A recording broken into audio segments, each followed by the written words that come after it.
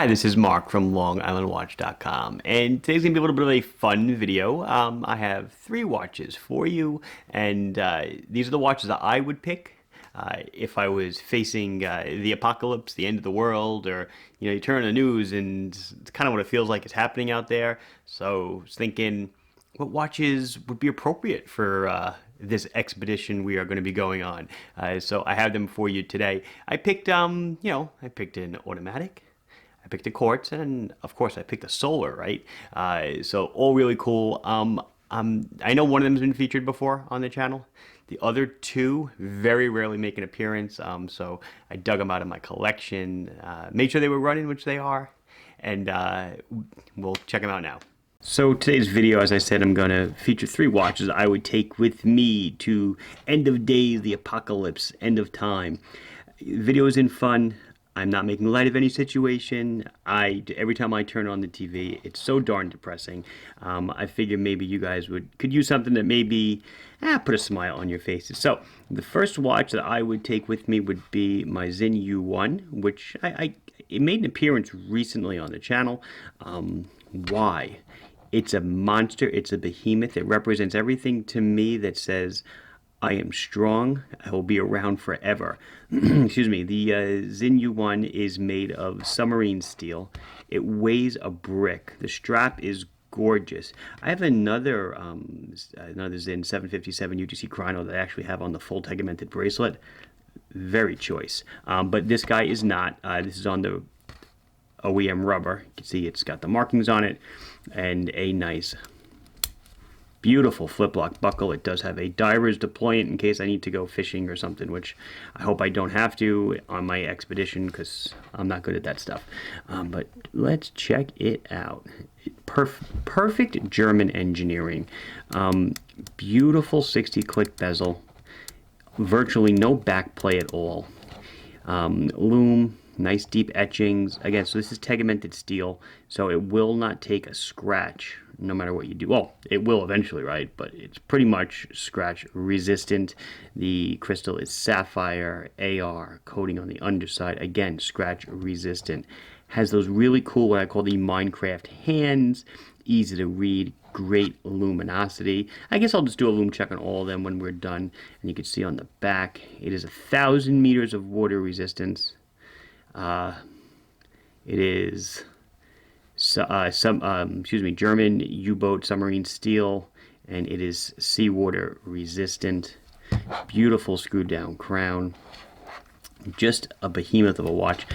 Inside, of course, is an automatic movement. Gives us about a 40-hour power reserve, so we do not require any batteries here. So this will last us many, many, many years of accurate timekeeping.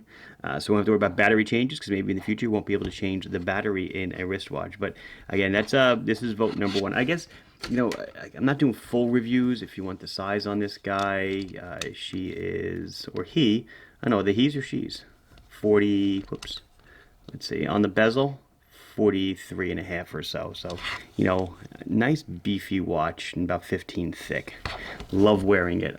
Love my U1.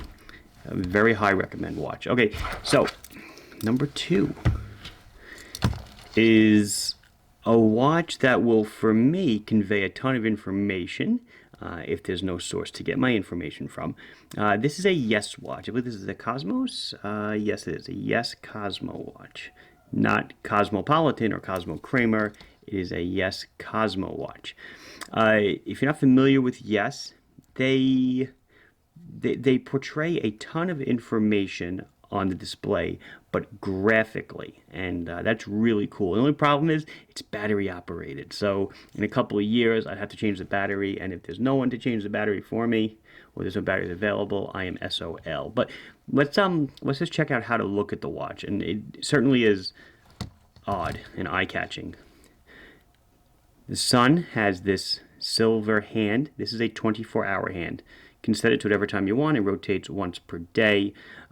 Accordingly, right now, it is showing me that it is just past between 2:30 and 3 o'clock in the afternoon, which kind of lines up with that. I can move it a little if I wanted to. And then, so that's looking at the inner 12-hour scale. And then I can also use this rotating one to check out a second time zone if I wanted to. So I could set it to say 3:30, see, between the 3 and the 4 points, okay? Then the cool thing it does down here, you see, unfortunately it is I guess a new moon is coming up. But if you look in this black ring here, that means that the moon is fully dark. So a new moon is just about to, I believe a new moon is actually coming on, today's Saturday, I believe the new moon is coming on Monday. So there's a couple days left of it. Oh, is it a waning crescent? I'm never good with this stuff, the moon stuff. But so the moon's fully black, so new moon. And then as the moon becomes more visible, we'll see more of the black bars in this inner circle come out. And then perhaps more importantly, we have sunrise and sunset times. So the hand is at between 2:30 and 3, or you can see right here, it's almost 3 o'clock, right? So tonight, sunset is this black shaded area. This is all sunset. So sunset is coming between 7 and 7:30, and that is correct. I think sunset tonight's like 7:10 or something. And it will remain sunset until around 7 a.m. when the sun will rise. So when you're looking at the display, when the silver hand is in the undarkened area, you're looking at sunrise. Ditto, when you look around the outer periphery, you see another disc of black. You see it all the way, inside the 24-hour scale, but outside the sun scale, you see another bunch of shaded bricks, and that is the moonset and moonrise, or moonrise and moonset. So at 4:30 or so, the moon will set, and at around 6 a.m. the moon will rise. What's cool about the S Watch is you set it for either your home city. This is set for New York City, which is roughly 30 miles to my west, so it works for me. But it does also have the ability, I believe, to plug in lat and longe of your coordinates. If the city that you want to use is not on there. It could also set, there's another time zone. Oops, that's not what I want to do. Set away. See, look, you have home time zone, away time zone. What the rings are used for. It's got a chronograph. You can calculate what time the sun will set in 5 days and stuff. It does a lot of stuff. So this is the Yes Watch. Like I said, unfortunately, it's not going to be working for us in a couple of years when the batteries go dead, but it will have been good to have known it while it lasted. And the last one, the watch that I think would last me the longest in this impending doom that we're in, is of course a G-Shock. It's a negative display G-Shock. This watch, oh my goodness, at this point, it's gotta be 12 years old, 14 years old. I mean, guesses, but I picked this one up because I didn't own a G-Shock at the time. I did not sell Casio yet, so it seemed like a cool watch to get. This is a multi-band, so it picks up the atomic time at any of the 5 frequency clocks that are denoted by the top circles. Right now it is actually in between receptions. Hopefully it grabs a signal tonight, but living on Long Island, we are at the outer periphery of the clock that's out of Fort Collins, Colorado, something like that. We're just on the fringes of signal reception, so you don't get the signal every night. But so it gets the atomic time every night. It is solar. Okay, so I have a little meter at the bottom right, high, medium, and low for how much charge is left. You could set it to any city you want.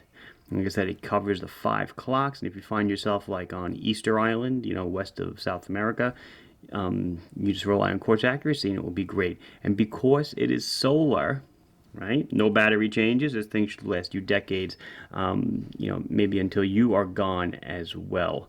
And of course, being a G-Shock, it's 200 meters of water resistance, and it will take a beating like crazy, which this thing certainly has. I've never been too crazy about the bracelet, but it does work. It is nice. This watch has been to the beach many times and back. Just really cool, lightweight, functional, strong, and it will always be there for me. I think the last thing we'll do is we'll flip out the lights and we'll do it at Lume time. So starting off things, here's the U1, of course. This is the only one with some kind of a passive illumination. So after a while this will dim, but it's very easy to read. It looks awesome. You can see my studio is not dark at all. You can see my hands plainly, but the watch glows great. Let's get up to the Yes Watch and see if I can remember which button illuminates the display. There it is. It is a backlit display, so of course that saps the battery like crazy. but that way we can see the sunrise and sunset times and see what's going on in the world. And then lastly is the G-Shock, which has a little illuminator down here. And again, guys, so the illuminator only illuminates for a second, but that's because, don't forget, it's charged by solar also. So that's really cool. There's also a feature on this. Excuse me, I forgot how to activate it, but when I'll just keep playing with the lights. If you flick your wrist, it'll automatically turn the lights on, so that when you go to look at your time in the dark, it will automatically flip on. You don't have to press the light. Kind of senses when your wrist flips like that, and it turns on. But still cool nonetheless. So even though I'm not selling them, I guess I should do a wrist shot, right? So here's my U1 on my wrist. I love it. It's very comfortable. You put the bracelet on these things, man, they weigh a ton, but they're still comfortable. Awesome. The Cosmos, kind of a quirky looking watch, of course, but she fits great, looks great. I don't know if I'm gonna give you guys the size on this. I'll just give you a bezel size. So the bezel comes in at 41 millimeters. Those 4 buttons sticking out in the crown just looks like something alien, and it is, but it does a heck of a lot, and that's why I love it. Last but certainly not least, the G-Shock, the one that will outlive them all. The G-Shock. It fits me fine, comfortable, lightweight. No crown to dig into your wrist, no matter which wrist you wear it on. Excellent. So maybe I lied a bit. I think one more watch I would throw in my pocket would be an Islander, any kind, simply because it's kind of my legacy at this point. Besides my children, it's the one thing I guess that might last after me. So anyway, this has been Mark from LongIslandWatch.com showing you 3 watches that I would take to the end of the days. Please like this video if you enjoyed it. Subscribe to the channel if you've not done so. Any questions or comments, or how about which watches you think you would take with you? Put them down below. I'd love to read it. Thank you for watching. Bye-bye.